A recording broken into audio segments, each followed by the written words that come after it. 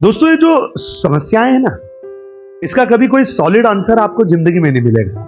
अगर आप ये सोचते हैं कि आज मेरी ये समस्या हल हो जाए तो कल से मेरी जिंदगी जो ना ऐसी हो जाएगी, कभी नहीं होगी। वो आपके समान ही एक बहुत बड़ा व्यक्ति था, बहुत बड़ा व्यापारी था।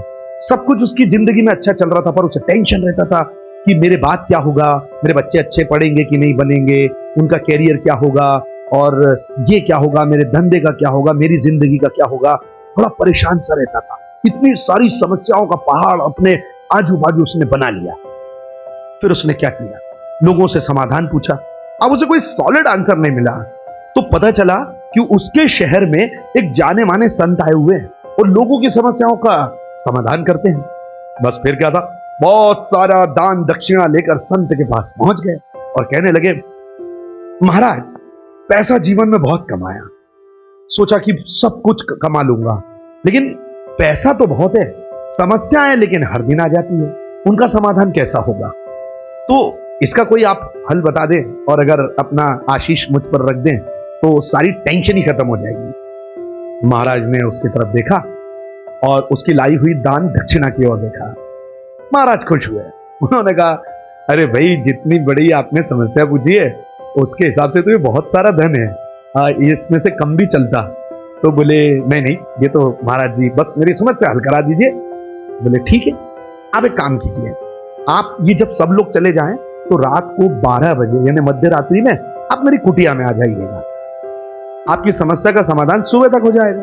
उसने सोचा, वाह, अब रात का समय आया, सब लोग चले गए। अब ये व्यापारी जो था वहां पर पहुंचा और महाराज जी जो थे वो अपनी बस तपस्या में से उठे ही थे। उन्होंने कहा, ओ, आप आ गए? बोले, हाँ, आ गया। तो बस यूं समझिए कि आपकी समस्या, सारी समस्या जिंदगी की आज सुबह हल हो जाएगी। अब वो भैया व्यक्ति तो बड़ा खुश हुआ कि अब क्या होने वाला है, क्या होने वाला है। बैठा रहा। उसने पूछा, महाराज जी फिर क्या करना है? बोले, देखिए, अभी करिए कुछ नहीं, मैं समाधान आपको बताता हूं, बस आप एक काम कीजिए, ये मेरी कुटिया के बाहर ये जो हमारे खेमे में इतने सारे ऊंट जो आए हुए हैं, ये जो मेरा पूरा दल बल आता है इतने ऊंट के साथ आता है, तो जैसे ये सारे ऊंट सो जाएं, मतलब बैठकर सो जाएंगे ना, उस समय मेरे पास आना, आपके कान में एक मंत्र दूंगा, क्योंकि एक भी ऊंट अगर खड़ा रहा, जागता रहा तो मेरा मंत्र काम नहीं करेगा। जैसे ही सब सो जाए आप आ जाइएगा। तो वो बड़ा खुश हुआ। अब वो बाहर देखने लगा तो इतने सैकड़ों ऊंट में से कोई ना कोई सा ऊंट खड़ा हो जाता। वो फिर जाकर उसको सहलाता, उसको सुलाता, जब तक दूसरा खड़ा हो जाता, उसको सहलाता, तीसरा खड़ा हो जाता। ऐसे करते करते सुबह 7 बज गए और महाराज जी के जो दूसरे भक्त थे वो आने लगे। अब उसे लगा, आज रात तो मेरा काम ही नहीं हुआ। वो गया महाराज जी के पास और कहने लगा, महाराज, मेरी समस्या का समाधान। तो महाराज जी ने कहा, हो तो गया। अरे कहां हुआ, सारी रात तो मैं जाग रहा था, एक ना एक ऊंट खड़ा हो ही जाता था, एक को सुलाता हूं दूसरा जग जाता है, दूसरे को सुलाओ तीसरा खड़ा हो जाता है। तो इस चक्कर में मैं समस्या का समाधान, वो गुरु मंत्र जो आप देने वाले थे। महाराज जी ने कहा, यही तो गुरु मंत्र है मेरे दोस्त। कहने लगा, क्या? कि जिंदगी की समस्याएं ऊंटों के समान है, एक को सुलाने जाओगे तो दूसरी खड़ी हो जाएगी। ऐसा कोई सा भी वक्त नहीं आएगा जब आपकी जिंदगी में एक भी समस्या न हो। समस्याओं के साथ जीवन जीना ही जिंदगी होती है।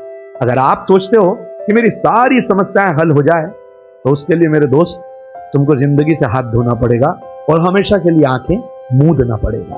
तो अगर आप भी सोचते हैं कि मेरी कोई समस्या अभी तक बाकी है और ये कब हल होगी, तो आप भी बेफिक्र हो जाएं, क्योंकि समस्याओं का समाधान एक का होगा, दूसरी फिर खड़ी हो जाएगी और जीना इसी का नाम है। अच्छी लगी हो बात तो अपने किसी उस दोस्त को शेयर कर देना जो बड़ी समस्या में है। Bye bye.